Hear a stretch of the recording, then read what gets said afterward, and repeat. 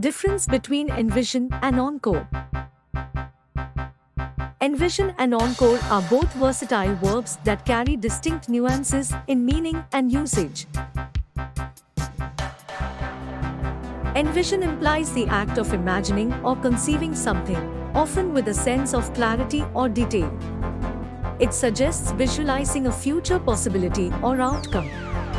For instance, one might envision a successful project or envision a better world. On the other hand, encore typically refers to a repeated performance or an additional request for something, especially in the context of entertainment or appreciation. It denotes a desire for more of what has already been experienced or provided.